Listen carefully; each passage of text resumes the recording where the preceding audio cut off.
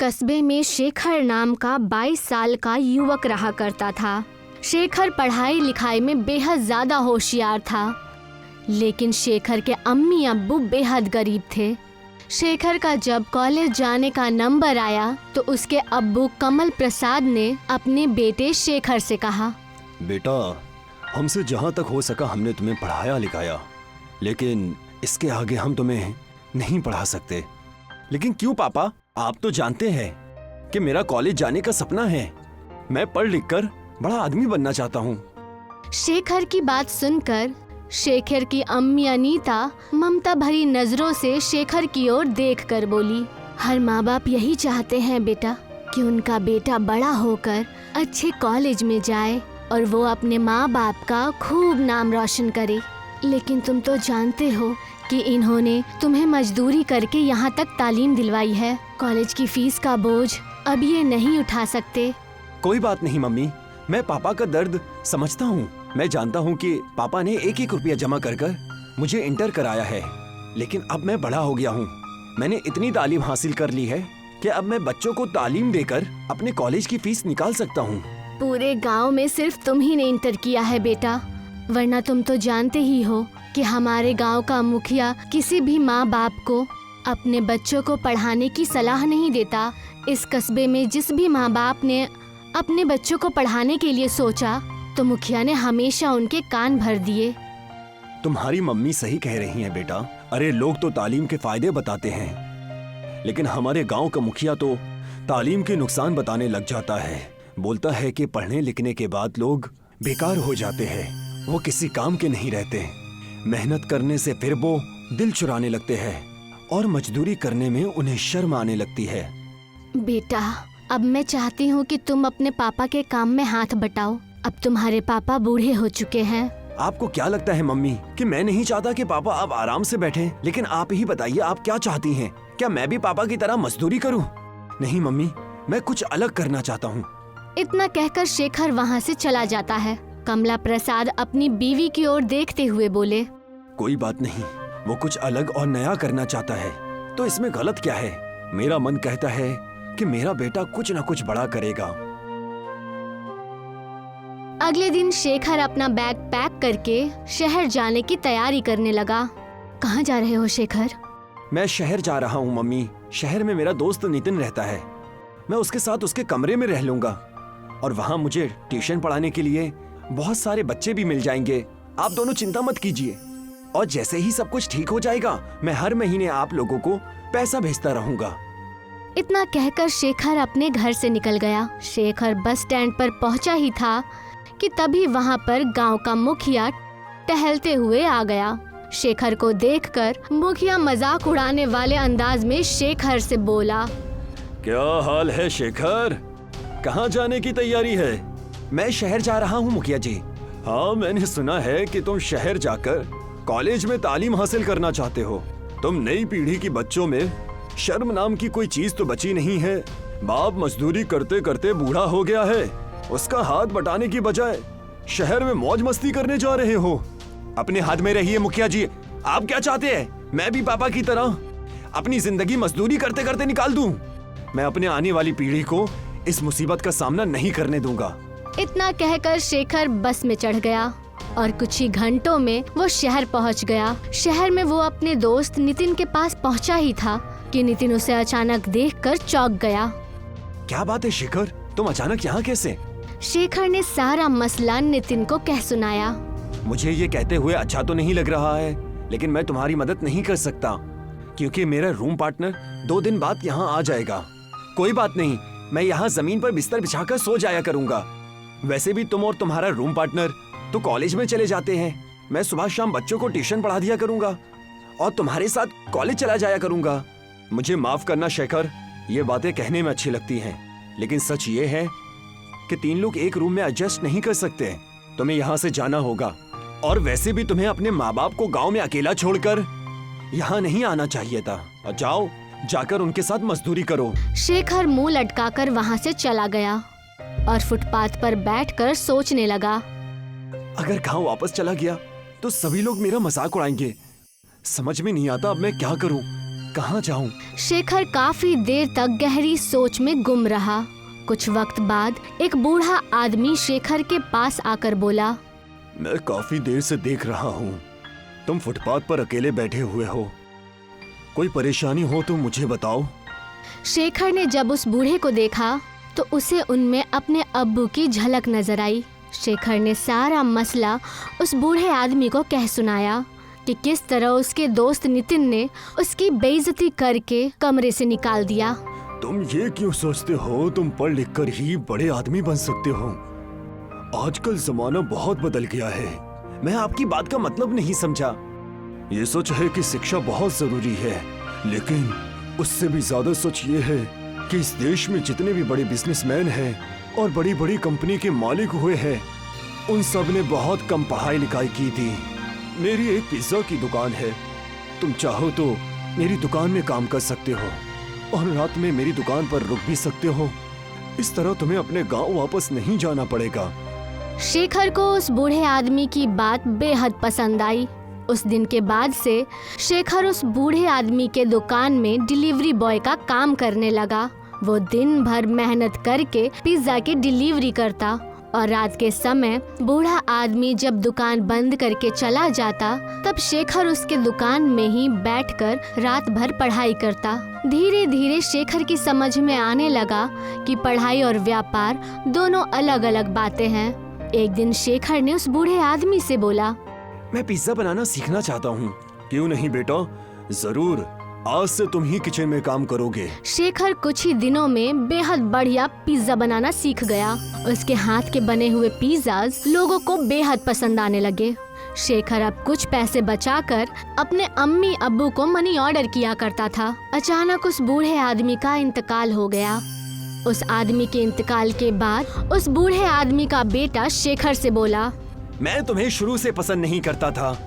पापा को पता नहीं तुम्हारे अंदर ऐसा क्या नजर आया कि उन्होंने पूरी दुकान तुम्हें सौंप दी। तुम यहाँ से जा सकते हो। ऐसा मत कीजिए।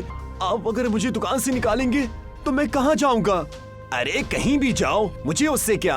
और वैसे भी तुम्हें पिज्जा बनाना आता ही है। जाओ जाकर कहीं और पिज्जा बनाओ। आइंदा मेरी दुकान के इर्द गिर्द भटक भी मत जाना। चलो निकलो यहाँ से।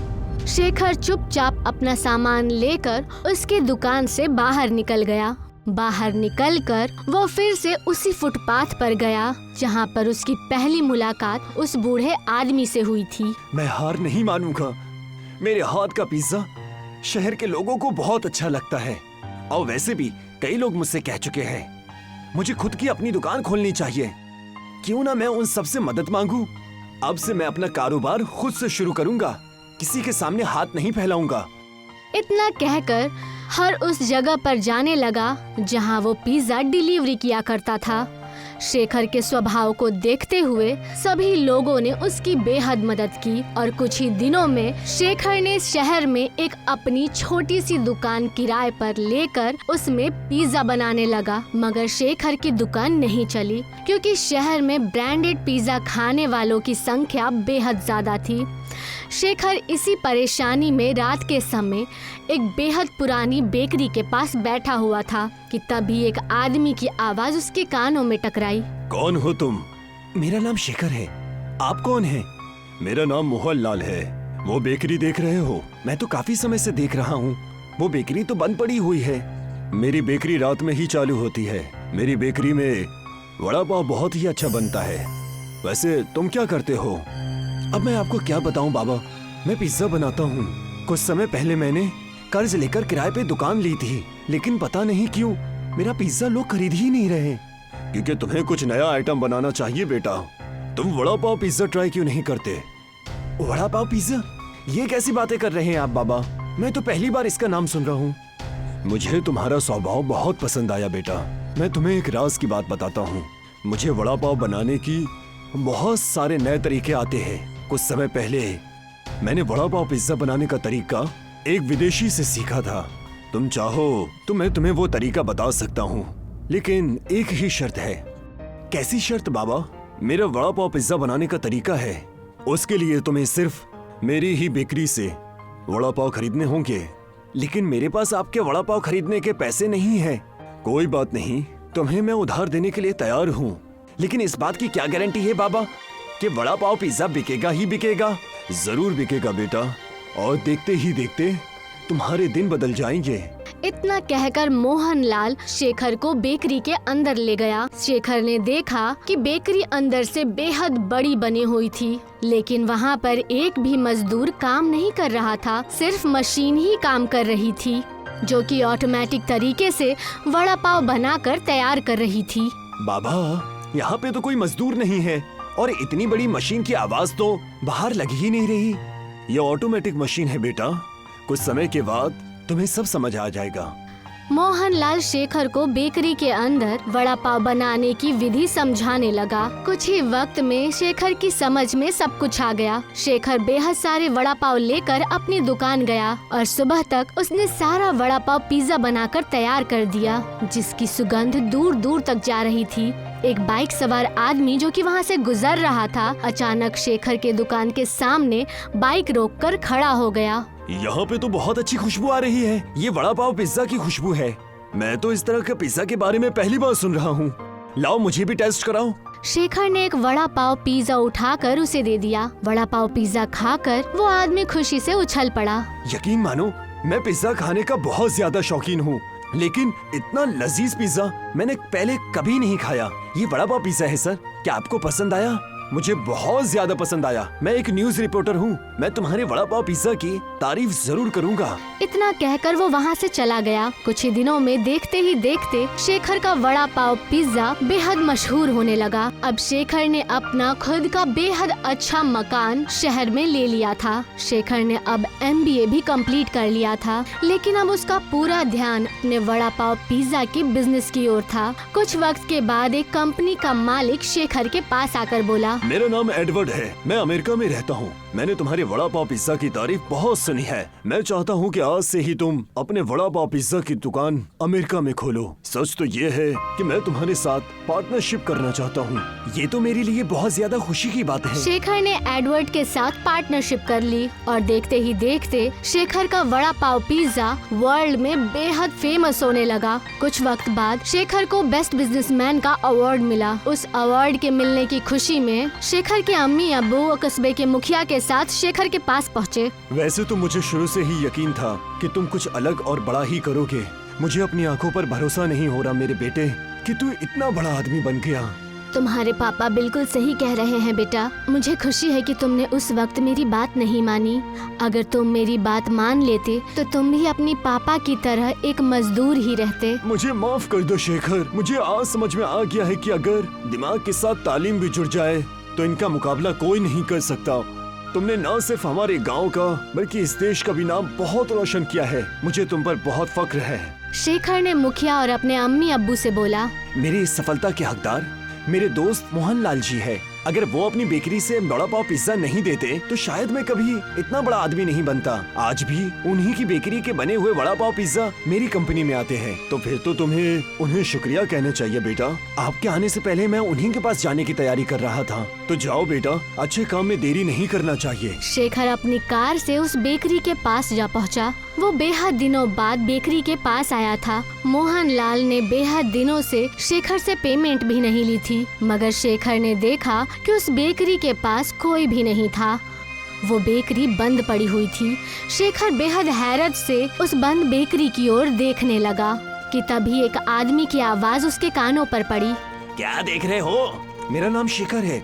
वैसे तो इस समय मोहनलाल जी बेकरी के सामने होते हैं, लेकिन पता नहीं आज उनकी बेकरी बंद है। ये तुम कैसी बातें कर रहे हो? ये बेकरी तो बरसों से बंद पड़ी है। और जिन मोहनलाल की तुम बात कर रहे हो वो तो बहुत सालों पहले हुआ करते थे। क्या कहना चाहती हो तुम? मोहनलाल जी 1950 के दशक में इस कंपनी के मालिक थे। आप कौन हैं? मैं साफ सफाई करने वाला कर्मचारी हूँ। इतना कहकर उस आदमी ने एक चेक निकालकर शेखर को दे दिए। कई महीनों से मुझे ये चेक यहाँ पर पड़े हुए मिल रहे हैं। इसमें किसी शेखर नाम के आदमी की सिग्नेचर है। क्या वो तुम ही हो? हाँ, वो मैं ही हूँ। तुम्हारा दिमाग तो ठीक है। तुम ऐसे इंसान के नाम की चेक काट के दे रहे हो जो इस दुनिया से 70-80 साल पहले ही जा चुका है। इतना कहकर वो वहाँ से चला गया।